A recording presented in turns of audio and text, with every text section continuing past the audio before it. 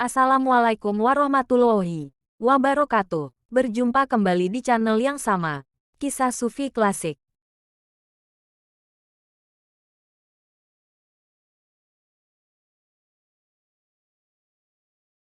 8. Suatu hari Rabiah bertemu dengan seseorang yang kepalanya dibalut.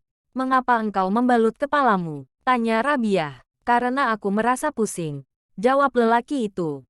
"Berapakah umurmu?" Rabiah bertanya lagi. 30 tahun, jawabnya. "Apakah engkau banyak menderita sakit dan merasa susah di dalam hidupmu?" "Tidak," jawabnya lagi. "Selama 30 tahun engkau menikmati hidup yang sehat. Engkau tidak pernah mengenakan selubung kesyukuran. Tetapi baru malam ini saja kepalamu terasa pusing.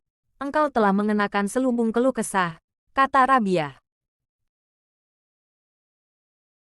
9. Suatu ketika Rabiah menyerahkan uang 4 dirham kepada seorang lelaki. "Belikanlah kepadaku sebuah selimut," kata Rabiah, "karena aku tidak mempunyai pakaian lagi." Lelaki itu pun pergi. Tetapi tidak lama kemudian ia kembali dan bertanya kepada Rabiah, "Selimut berwarna apakah yang harus kubeli? Apa peduliku dengan warna?" Rabiah berkata, "Kembalikan uang itu kepadaku kembali." Diambilnya keempat buah dirham perak itu dan dilemparkannya ke sungai Tigris. 10. Suatu hari di musim semi Rabiah memasuki tempat tinggalnya.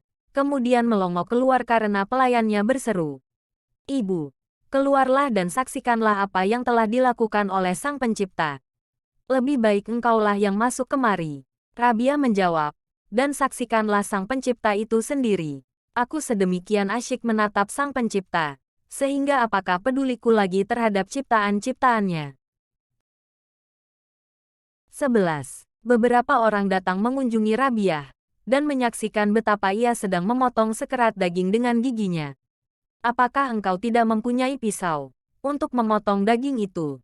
mereka bertanya. "Aku tak pernah menyimpan pisau di dalam rumah ini, karena takut terluka," jawab Rabiah.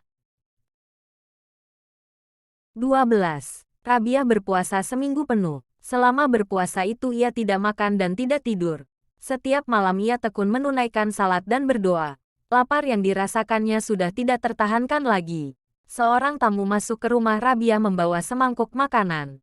Rabiah menerima makanan itu. Kemudian ia pergi mengambil lampu. Ketika ia kembali ternyata seekor kucing telah menumpahkan isi mangkuk itu. "Akan kuambil kendi air dan aku akan berbuka puasa," Rabiah berkata.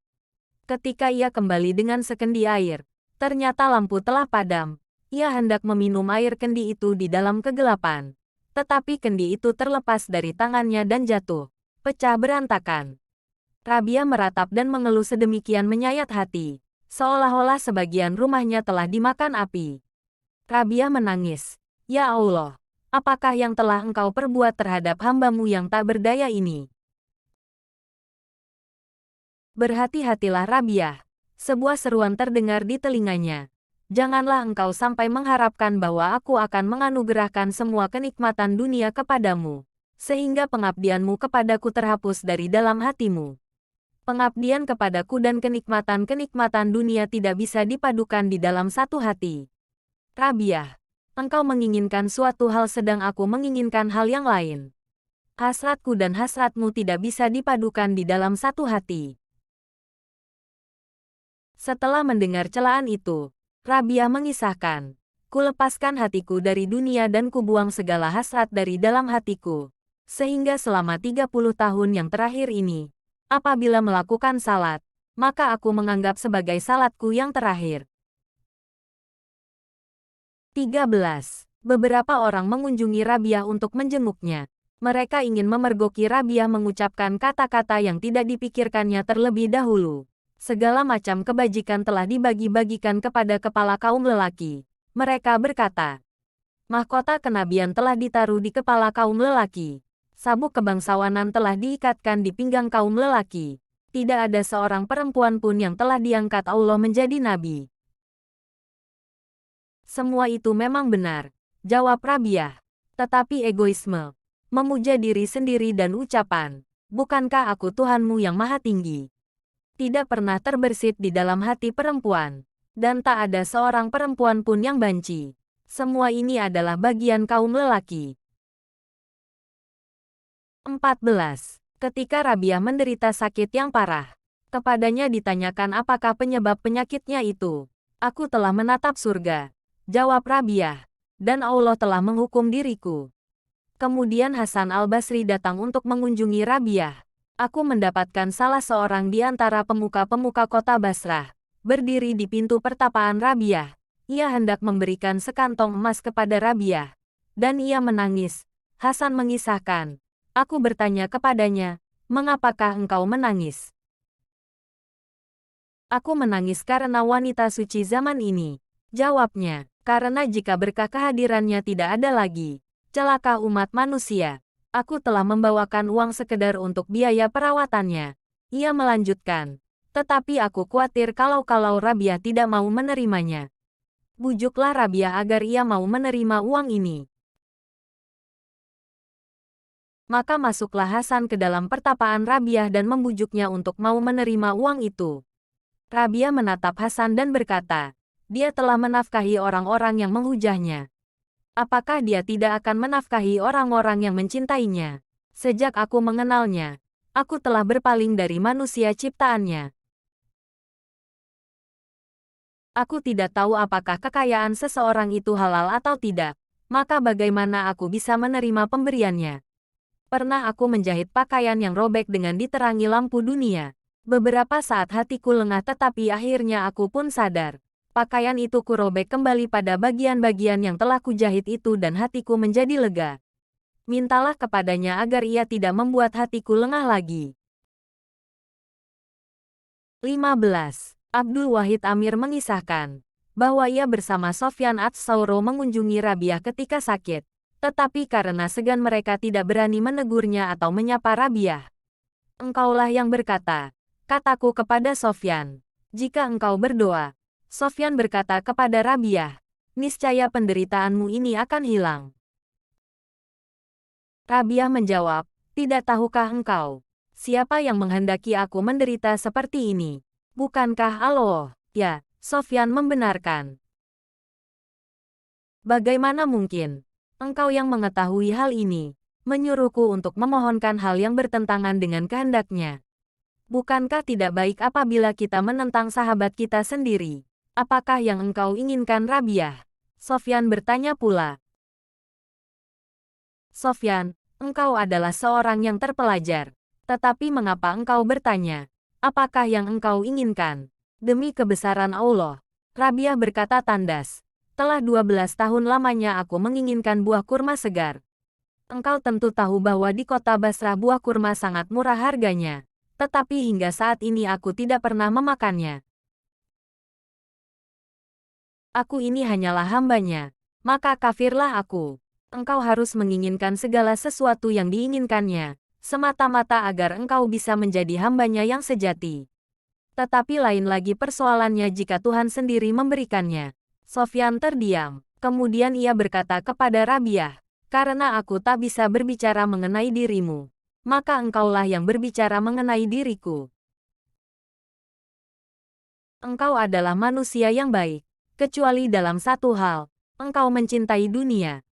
Engkau pun suka membacakan hadis-hadis. Yang terakhir ini dikatakan Rabiah dengan maksud bahwa membacakan hadis-hadis tersebut adalah suatu perbuatan yang mulia. Sofyan sangat tergugah. Hatinya berseru, "Ya Allah, kasihanilah aku." Tetapi Rabiah mencela, "Tidak malukah engkau mengharapkan kasih Allah, sedangkan engkau sendiri tidak mengasihinya?" 16. Malik bin Dinar berkisah sebagai berikut. Aku mengunjungi Rabiah. Kusaksikan dia menggunakan gayung pecah untuk minum dan bersuci, sebuah tikar dan sebuah batu bata yang kadang-kadang dipergunakannya sebagai bantal. Menyaksikan semua itu hatiku menjadi sedih. Aku mempunyai teman-teman yang kaya. Aku berkata kepada Rabiah, jika engkau menginginkan sesuatu akan kumintakan kepada mereka. Malik, engkau telah melakukan kesalahan yang besar, jawab Rabiah. Bukankah yang menafkahi aku dan yang menafkahi mereka adalah satu? Ya, jawabku. Apakah yang menafkahi orang-orang miskin itu lupa kepada orang-orang miskin karena kemiskinan mereka? Dan apakah dia ingat kepada orang-orang kaya karena kekayaan mereka? Tanya Rabiah. Tidak, jawabku. Jadi, Rabiah meneruskan, karena dia mengetahui keadaanku. Bagaimanakah aku harus mengingatkannya? Beginilah yang dikehendakinya, dan aku menghendaki seperti yang dikehendakinya. 17. Pada suatu hari, Hasan al-Basri, Malik bin Dinar dan Syakik al-Balhi mengunjungi Rabiah yang sedang terbaring dalam keadaan sakit. Seorang manusia tidak bisa dipercaya kata-katanya jika ia tidak tabah menanggung cambukan Allah, kata Hasan memulai pembicaraan. Kata-katamu itu berbau egoisme, Rabiah membalas. Kemudian giliran Syakik untuk mencoba. Seorang wanita tidak bisa dipercaya kata-katanya jika ia tidak bersyukur karena cambukan Allah. Ada yang lebih baik daripada itu, jawab Rabiah. Malik bin Dinar maju. Seorang manusia tidak bisa dipercaya kata-katanya jika ia tidak merasa bahagia ketika menerima cambukan Allah. Masih ada yang lebih baik daripada itu. Rabiah mengulangi jawabannya. Jika demikian, katakanlah kepada kami. Mereka mendesak Rabiah. Maka berkatalah Rabiah, seorang manusia tidak bisa dipercaya kata-katanya jika ia tidak lupa kepada cambukan Allah ketika ia merenungkannya. 18. Seorang cendekiawan terkemuka di kota Basrah mengunjungi Rabiah yang sedang terbaring sakit. Sambil duduk di sisi tempat tidur Rabiah, ia mencaci maki dunia. Rabiah berkata kepadanya, sesungguhnya engkau sangat mencintai dunia ini. Jika engkau tidak mencintai dunia tentu engkau tidak akan menyebut-nyebutnya berulang kali seperti ini.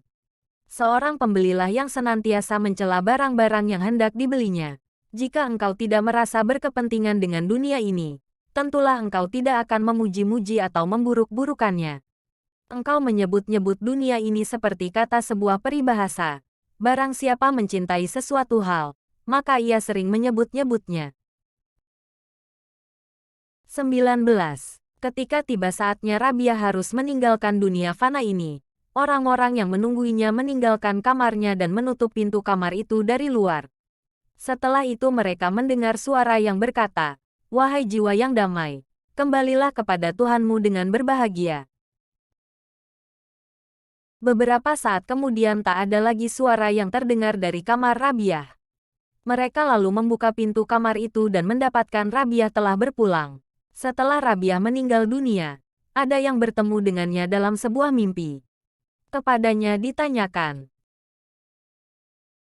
"Bagaimana engkau menghadapi Munkar dan Nakir?" Rabiah menjawab, "Kedua malaikat itu datang kepadaku dan bertanya, 'Siapakah Tuhanmu?' Aku menjawab, 'Pergilah kepada Tuhanmu dan katakan kepadanya, di antara beribu-ribu makhluk yang ada, janganlah engkau melupakan seorang wanita tua yang lemah. Aku hanya memiliki engkau di dunia yang luas, tidak pernah lupa kepadamu. Tetapi mengapakah engkau mengirim utusan sekedar menanyakan, siapa Tuhanmu kepadaku?'